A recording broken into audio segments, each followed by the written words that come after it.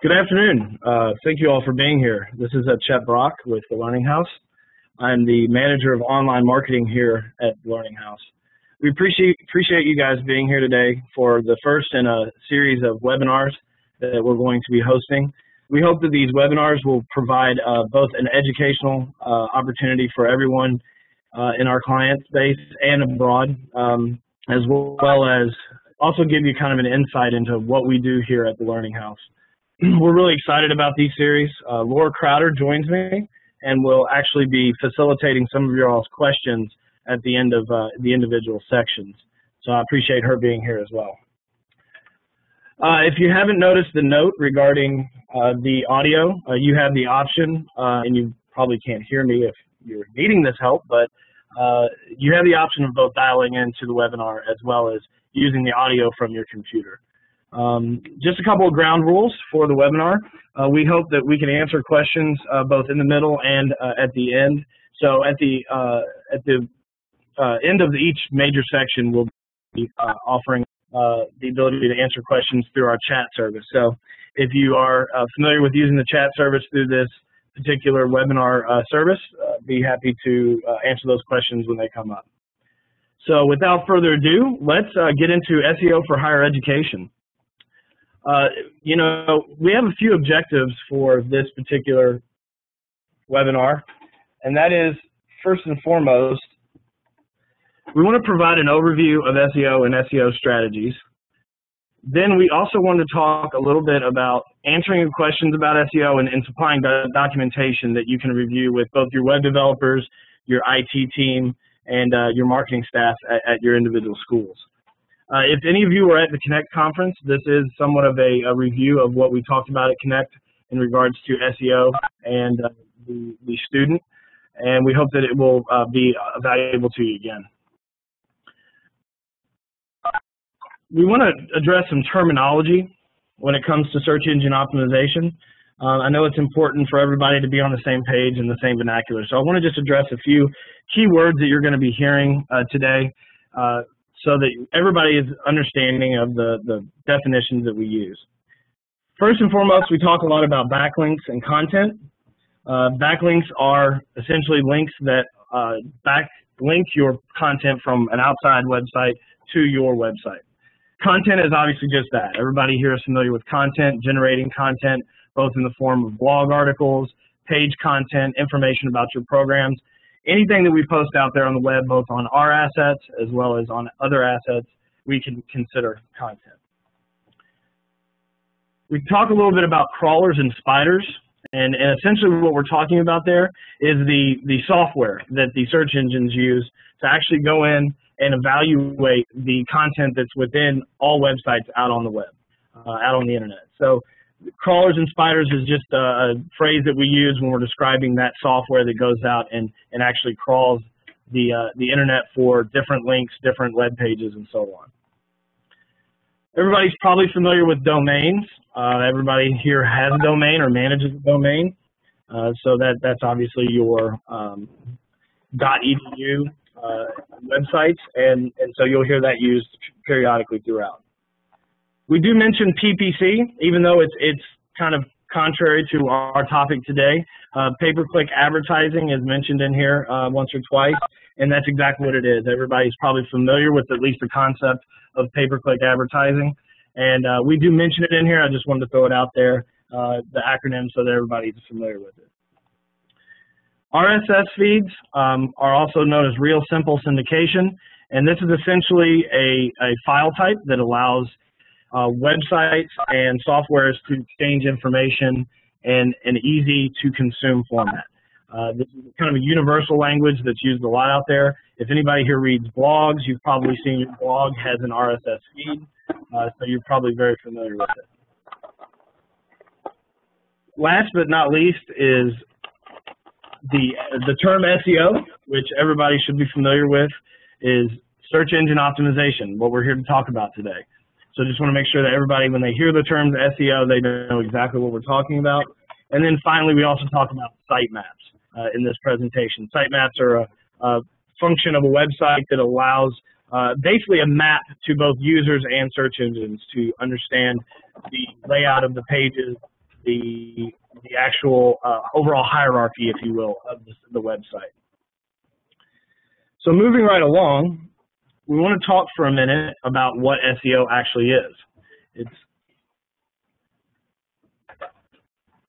So when we talk about SEO, we talk about the definition of SEO. In this case, I think we've got a good definition of it, and that is that it is the practice of modifying web page content and then associating that content with other web pages, with other domains, if you will, to increase its value and trust and ultimately the visibility for the search engine. So, you know, what we're trying to explain is that search engine optimization isn't just done on your website. Search engine optimization is also done, SEO is also done outside of your website. Because in this day and age, we kind of use the phrase around here, it's not what you know, it's who you know. So with the advent of social marketing and social media, you know, where your content is being shared, how that content is connected to other websites is almost as important as the content that's actually on your website. So with that being said, what does SEO mean to us? So SEO should bring, if I can get my slide to change here, natural, highly relevant visibility to both your school name and to your program offerings. And by natural, we mean people that are looking for your school or looking for your programs, and relevant in the same sense, people that are looking for those same programs that you offer and looking for your school name. So we really want the value that we bring from SEO, from search engine optimization, to bring that natural, highly relevant traffic, if you will, to the website. We also want it to create invaluable opportunities for people to understand. Sorry, I'm having a little bit of trouble with these links still loading. Apologize. We want to create invaluable opportunities for people to understand, to read, and most importantly, believe your message. So when we are successful in bringing someone to your website through the use of SEO, we want to make sure that creates an opportunity where that person is getting the information that they were looking for. And then finally, we want to make sure that we create a long-lasting foothold for the search indexing for the relevant target students. So what I mean by that is we want to create a foothold where you can, doing these efforts, you can rely on your site to show up in the indexes time and time again to continue to bring those relevant students to your websites and actually bring them into your schools, both online and offline. So really, what we're talking about here is we're talking about kind of refocusing. So we want to talk about, for just a second, search and human beings. Because I think what is lost on a lot of people is that there is a person on the other end, despite the technology, that is actually doing that search. So a few key points that we have to understand is that both young and old students are using search engines to find opportunities. Laura did a really good job of showing that over 90% of website traffic is produced by search engines.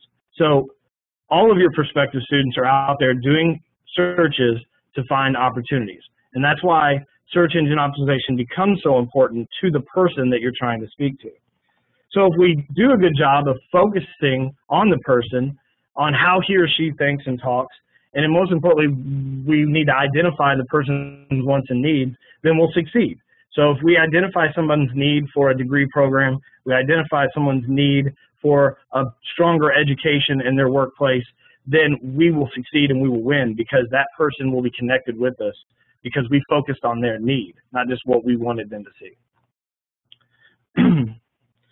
Then that brings us to the global aspect of search engine optimization and search in general. You know, the dawn of technology, and in particular the internet, brought the entire world together, as everyone knows. But what we don't really understand sometimes is that that also means that we're bringing a lot of different people from a lot of different backgrounds together through channels like search engines. So we have to understand the way that people search changes with their viewpoints. And if we try to adapt their viewpoints, in particular our target demographics and our target markets, then we will succeed in actually bringing them a message that resonates with them. So the vernacular that we use, the type of words that we try to rank for so that when they search they find our sites are very important. And finally, that realization brings us to the overall theme that we always try to do with SEO, and that is that the strategy, if it's done properly, should increase the trust and increase the value with that prospective student and not deceive them. So a lot of people in the search engine optimization business have gotten bad names in the past, but it's because they were trying to deceive their audience into seeing web content that really wasn't relevant to them. But when SEO is done right, we should really increase the trust and value with the potential student, not hurt that value. So we really focus on that heavily here at the Learning House. So at this point, I just want to open up the floor to anybody that has any questions. If you weren't here earlier in the session, you can use our chat system to send questions in, and we'll just give a few minutes if anybody has any.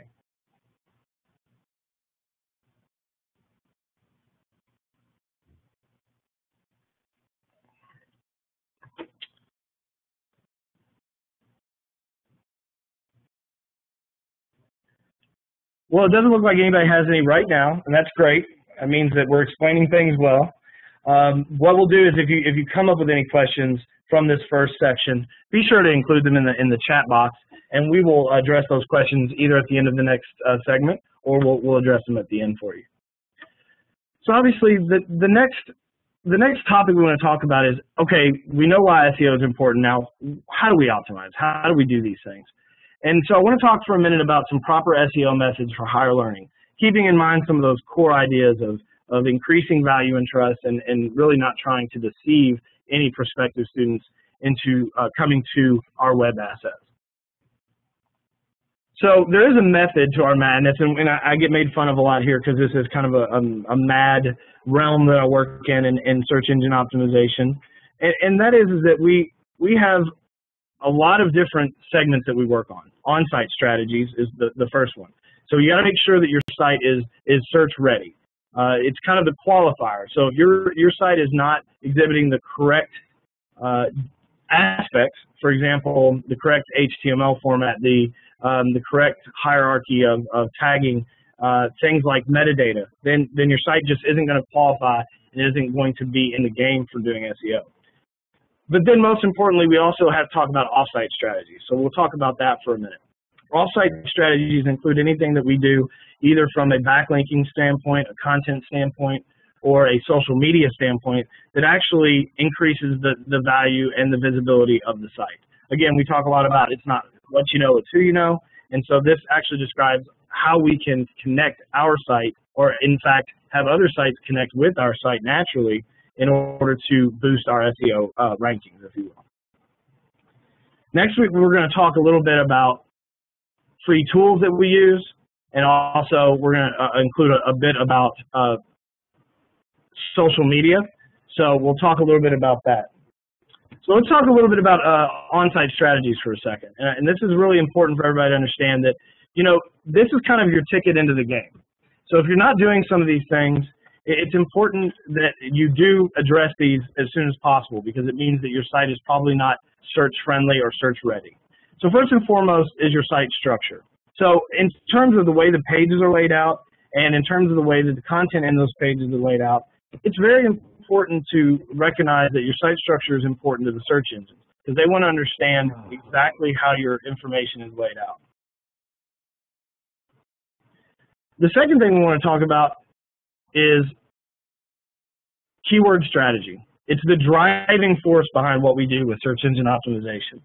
You know, it's amazing to me that people don't understand that just because they talk or they search a certain way, they expect that the masses, the rest of the people in the world, search the same way they do. Everybody's different, and everybody has learned through their life differently and has gone through different experiences, and that all influences the way that we do things on the internet as well, not just in day-to-day life. So when we talk about keyword strategy, what we really mean by that is how can we align ourselves, align our efforts with what people are doing out on the search engines. So it's foolish for us to think, and this is a great example of it, it's foolish for us to think that everybody out there that's looking for a bachelor's of science in business is actually going to do that specific search in their market on, let's say, Google. The reality is that most of them will probably do a search depending on the type of pedagogy they want to use, whether it be a campus or it's traditional or if it's online, and that is they will search something like online business degrees. Well, it's a much shorter term, and it's probably harder to go rank for, but it is important to understand that search vertical and understand the volume of searches that are being done.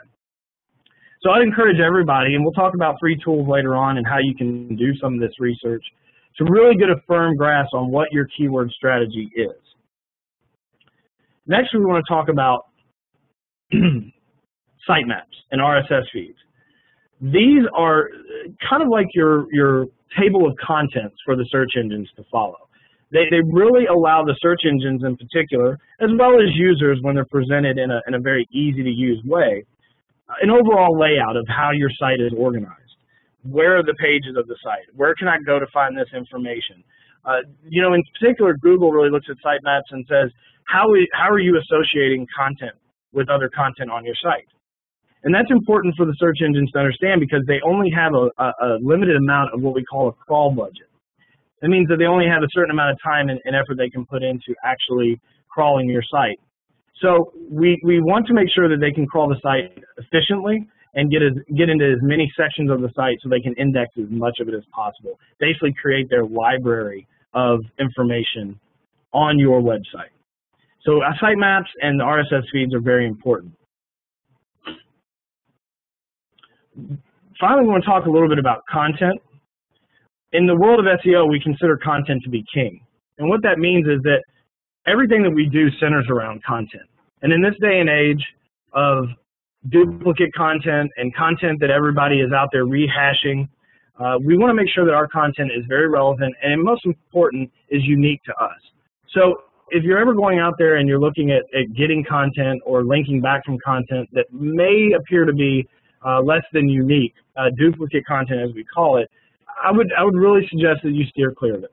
And you find writers, talented people out there that can write high value content for your sites.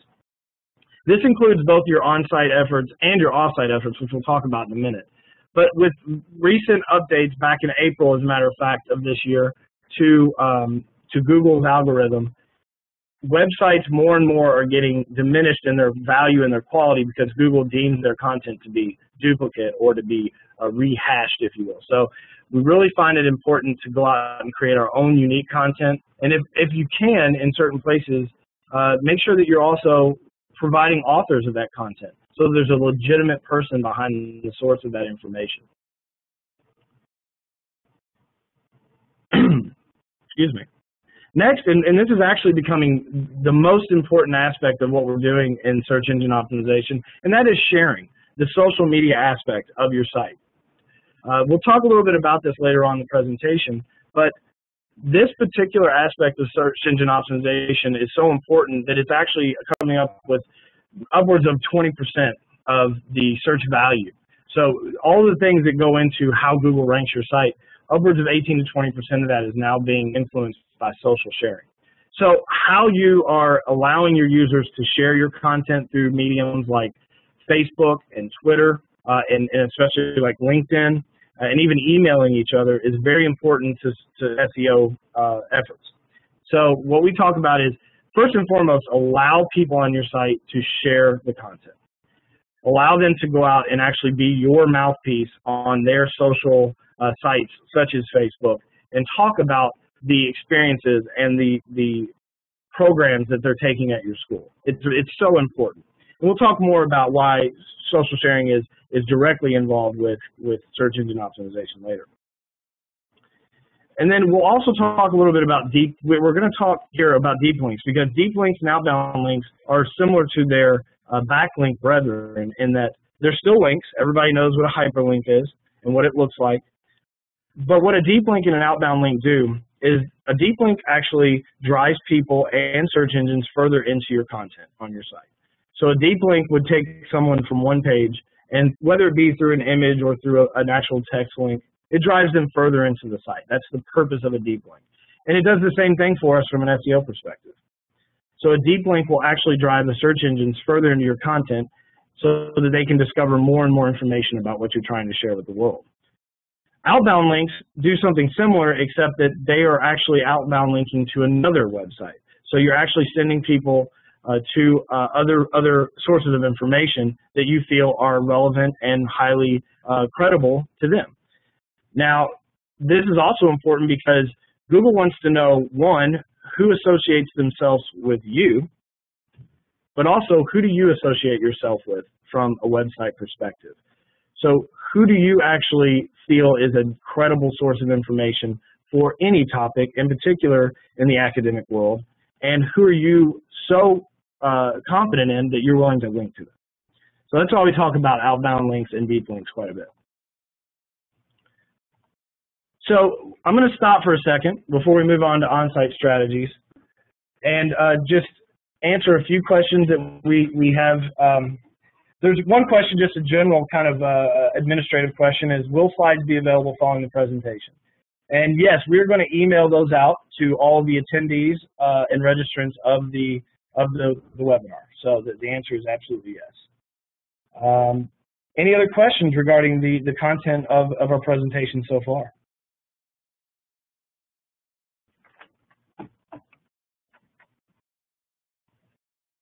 Lydia asks, is there any place for metadata keywords tag in contemporary SEO? Wow, what a great question. You obviously have been doing your homework. The overall consensus is that metadata keywords, they are no longer very valuable. I can tell you that a few websites out there still do incorporate them into their search algorithms. I believe Ask is one of them, ask.com. As well as an old search site, Alta Vista. Those two sites do actually still look at keywords, but they're devalued greatly. My response is always better safe than sorry. So make sure that your keyword tags are always qualifying for the page content. So if your page is about an online business degree, it's probably a good idea to at least have that keyword in there. But from an SEO perspective, Google and the rest of the major search engines, where the major sources of your traffic are going to come from, rely on page content, title tags, and description tags to elaborate on that question. Hopefully that answers your question, Lydia. You're welcome. All right. If we don't have any more questions, again, feel free to ask about previous sections, and we'll move on to off-site strategies. I often say that off-site strategies are really the crux of what we do because they carry so much more weight than what we do on-site. Again, on-site strategies are really the qualifier. We have to do those things in order to even be in the game for this. But what we don't understand is that more power comes from the SEO that we do off-site.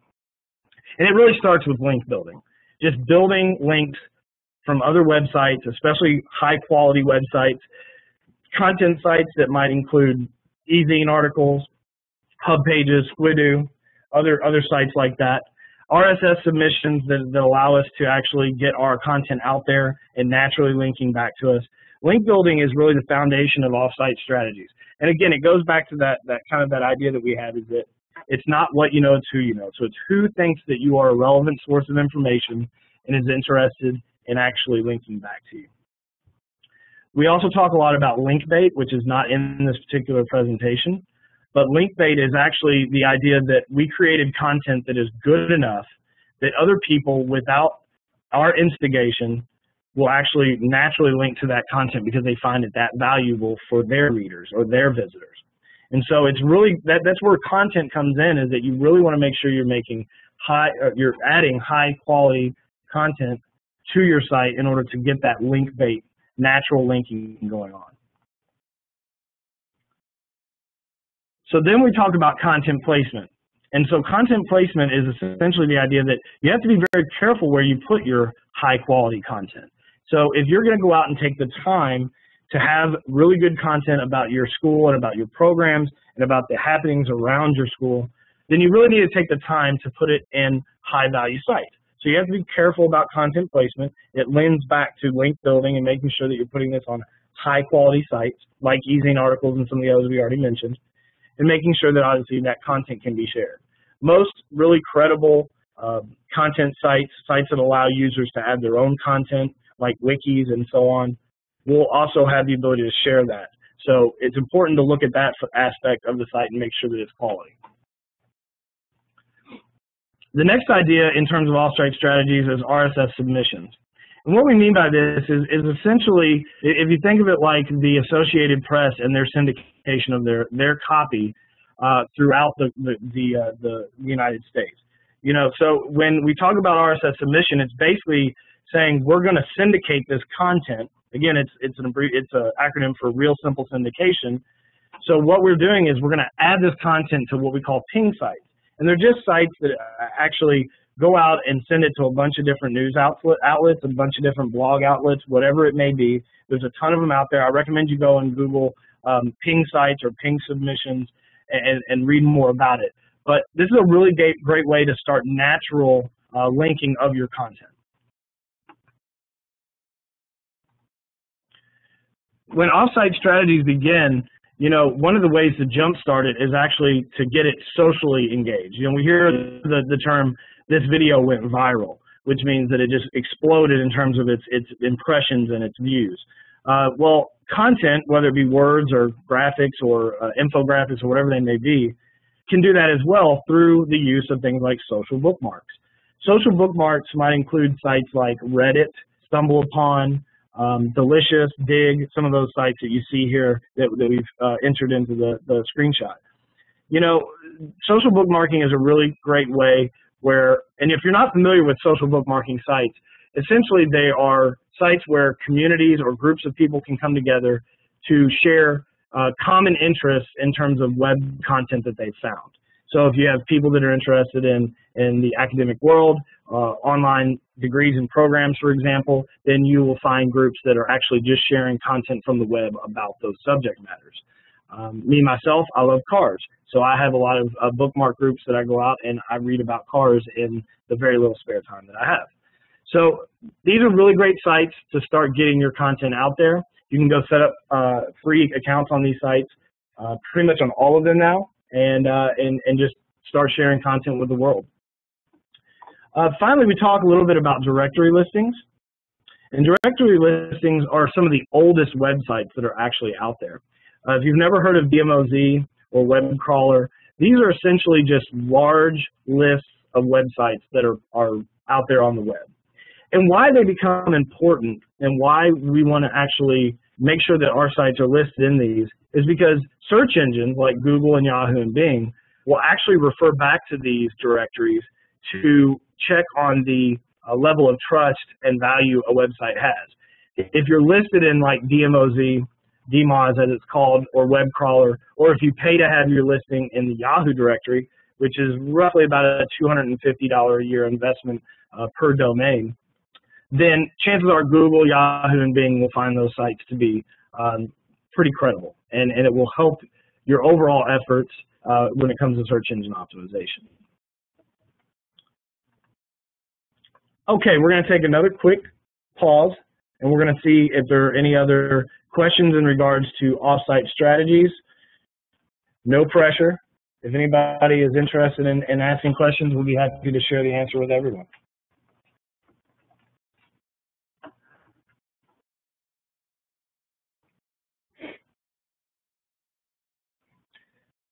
Again, if you have any questions, you can ask them at the end about anything we talk about today.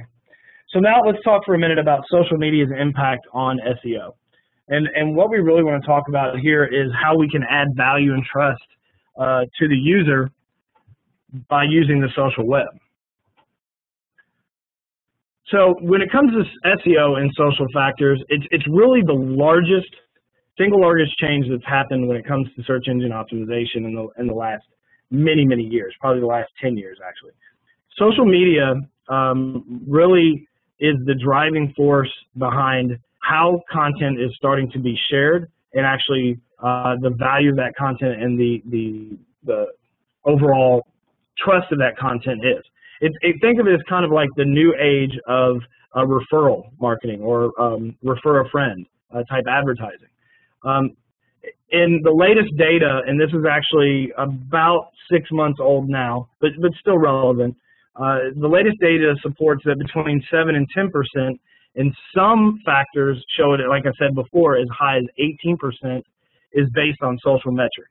So how much is your content being shared by users, and how much traffic to your sites is being generated by social sites like Facebook and Twitter. So it really is getting back to the, tell a friend about what we do and how we do it so that we can bring them to the site and get them interested in our school and our programs. And that's what I love about this, is really getting back to the feeling that you are referring a friend because you have a lot of trust in the school that you attended. And so that's how social media is really going to impact us in the coming years, and how we can leverage it to really get our message out to our students. To speak specifically about Facebook and Twitter management for a second, and this is somewhat related to SEO, but I do want to just go off on a tangent for a second in terms of actual social media management. There's a couple of core things that we want to ensure everyone is doing when they're actually trying to use these tools as a branding method and as a communication method. And the first and foremost thing is, when you're posting things on your Facebook page or your Twitter accounts or any other social media, you really want to ensure that it's adding value to your current students, because they're obviously your audience as well. And you also want to make sure that it's adding value for the prospective student. And make sure that those two things are really coming together in order to create a feeling of community, if you will, around your social sites. I've seen too many times where businesses, organizations, schools, in fact, go out and just try to really blast marketing and advertising messages through these mediums, and you're not going to do anything to gain traction doing that. So you really want to ensure that your communication is creating that sense of community and is just focusing on communication. And then also, just to tie SEO back into this, because that's what I do, it's good for SEO trust and value in terms of its backlinks. When you have an article that a talented staff writer at your school has written on the school's blog, I encourage you to share that on your Facebook account and make sure that it's linking back. That's good for SEO, and it's good for the people that have liked your Facebook page. It's a great win-win situation, and it's content you've already produced, so why not use it?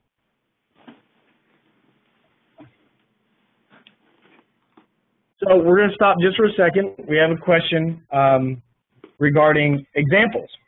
So Lydia asked, can you give an example of a college providing relevant content on an outside content site? To be honest with you, from our client base, I really can't. I mean, the reality is that, some of our schools, in particular some of our student development services schools, are using Facebook right now as a really good method of generating a community feel around their school and on their online programs in particular. However, at least in our particular segment of the higher education world, there's not a lot of schools that are doing this. So to say that there's a specific example of a college that's doing this, it's tough. It's really tough. I do know that there's a great student resource center that includes some user interaction and user added content or user allowed content, and that is at NYU of all places. They have a really and Lydia is actually qualifying this question a little bit. She said, I meant, what would it look like? What kind of content would it be? Great question. So that content would actually be anything from as simple as describing a program. So perhaps you have an RN to BSN program that you're wanting to market better and do some SEO around. Writing an article about the RN to BSN programs in your particular community or in your particular state, focusing on your keywords that you've developed in your keyword strategy and your keyword research would be a great opportunity for you to get that content out on like a blog site, for example. So make it anecdotal, maybe even make it somewhat of a self-help or educational piece, and make sure to include your keywords both in the title of that article as well as in the content. And then when you're actually creating the keywords in your content, make sure you backlink those keywords to a relevant page on your site. That's how you're going to pass that value from that off-site domain to your website, if that makes sense. And Lydia, I've just asked if that answered your question. Great, that's fantastic. And there's a couple of ideas I want to throw out there. YouTube is technically the second largest search engine out there. It's obviously still owned by Google, but YouTube is another way that you can really get out there and communicate with your students. It doesn't have to be live video of your staff or your students. It can be something as simple as, for example, this SEO presentation may end up on our YouTube channel for the Learning House. So it's just making sure that you tag it with the correct keywords inside of YouTube and actually share this information with everybody. Remember that we want to really consider and focus on the human being. We also have to accept the fact that not every person is going to see this content. So we also want to make sure that we're serving the search engines as well for our benefit. Lydia, thank you so much for the questions today. So finally, we're going to talk a little bit about some top SEO tools that are free. Everybody loves things that are free. And first and foremost from Google, who probably gives us some of the best free tools out there, we want to talk about analytics. Analytics is the foundation of any good search engine marketing strategy. We can't make good decisions without good data. Everybody knows that in every walk of business. And in this case, we really want to understand what our visitors are doing on the site, how long they're staying on different sections of the site, where are they coming from? Do we have a segment of students in another state that we never thought were really interested in our school, but because of some social Facebook sharing or some social media aspect, they've gotten a hold of our school name and our programs and heard really good things about us, and we want to actually talk more to them. So recognizing those trends in the traffic that comes to our site, and then also more importantly, recognizing through analytics, we can recognize opportunities. So we see what's happening with our site. What is it that we don't see that's happening that we think we can get on board with and we can actually provide more information for? Maybe your financial aid site is actually the most trafficked site. So maybe you need to build up the information in your financial aid section in order to help students pay for their education and get into your programs. So that's a good example of how opportunity knocks for us, and we wouldn't see it if we didn't have a really robust tool tracking our websites. So if you're not using analytics, please call one of our marketing coordinators here, contact me, and I'd be happy to tell you how you can get that installed with your webmaster. The next tool that Google brings us is webmaster tools. And in essence,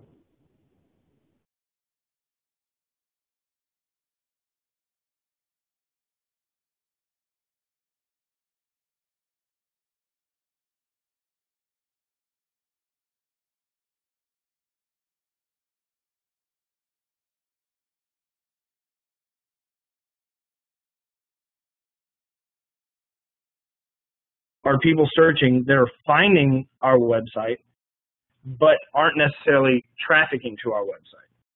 So this is a great tool to find opportunities and actually tells us exactly what search queries are out there for us to go capture. And if you're not using webmaster tools, I highly, highly recommend that you go and use it, because it honestly is my #1 keyword research tool, because it tells me just how many impressions our site is getting and then what those impressions means in terms of real visits to the site. And it also tells me how my efforts are causing our impression and our rankings to fluctuate. It will actually tell you where you rank. So if you're after a word like online business degree, it will actually tell you where in the hierarchy, if at all, your website is ranking for that term. So it's a great tool. It's 100% free, and I highly recommend you use it. The next tool we talk about is actually an extension or part of Google AdWords, which is their pay-per-click advertising system, and it's called the Keyword Research Tool. We can send you, there's actually links in the documentation that we're going to send after the presentation for all of these. But the Keyword Tool is essentially how we go on a day-to-day basis and align ourselves with the search volumes that are out there. So when we talk about what searches are people doing, Keyword Tool actually allows us to see, at least in the Google space, what actual searches in terms of broad matches, exact matches, and phrase matches people are actually doing out there. So if you want to understand how many people are actually searching for your school name, you can find that out in terms of how many people on Google are searching for your school name.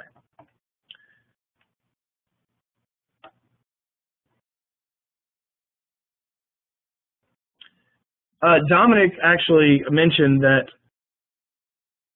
there is, he wanted to know if there's a PDF of this presentation available, and the PDF is actually the format that we'll be sending this presentation out in. Just as a clarifier, I just want to make sure that everybody can hear the audio right now. If I could just get a couple of people to respond via the chat to let me know that the audio is still working, that would be very helpful to us. April, thank you very much. Appreciate that. Awesome. Okay, and then we're going to move on to the next tool in our top free tools, and that is the Share This button. We've talked quite a bit today about how social interaction and the ability to share content from your site and others on the social marketing social sites like Facebook and Twitter, they actually are sharing sharing information inside those sites. Excuse me. This particular widget, if you will, is a free tool that you can install on your site. There's a lot of other ones out there, so I highly encourage you to go search or have your webmaster search for the type of sharing button that works for you all. Maybe they will build something custom for you, who knows. But this actually allows you to place buttons that easily allow the user to easily share content from your site. So when you go to a site like eLearn Portal, you'll see that almost every page in the site has Share This buttons that allow people to share the information they're reading on sites like Facebook and Twitter and Dig and Delicious and some of the other social bookmarking sites that we talked about.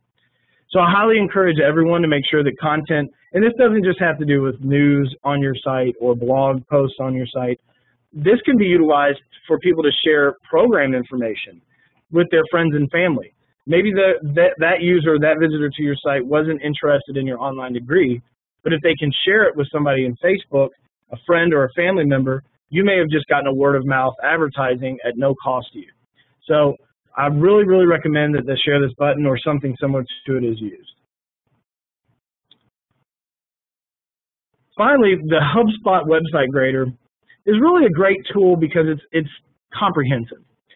It's not super detailed. It'll give you a nice overview of exactly what your website, how it stacks up. Maybe you want to type in a competing site and see how you stack up against the competition. A competing school, a competing market, whatever it may be. HubSpot Website Grader gives you exactly what it sounds like, a score from 0 to 100 on how good your website is both structured. Does it have a blog? Does it have the ability to share socially? How good is the content? What's the reading level of the content?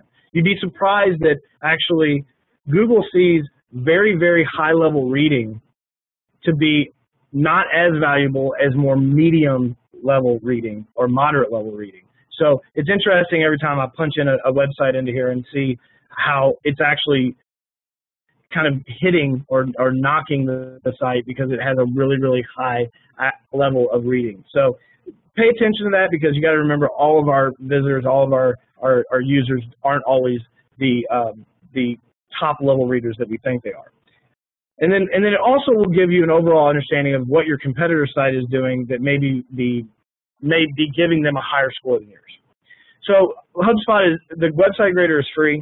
We use it just to kind of get a baseline of where we're at and also to check our progress and what we're doing. And so I recommend you go and actually running your website through it. It's kind of a fun tool to kind of see what you're doing and where you need to go from here.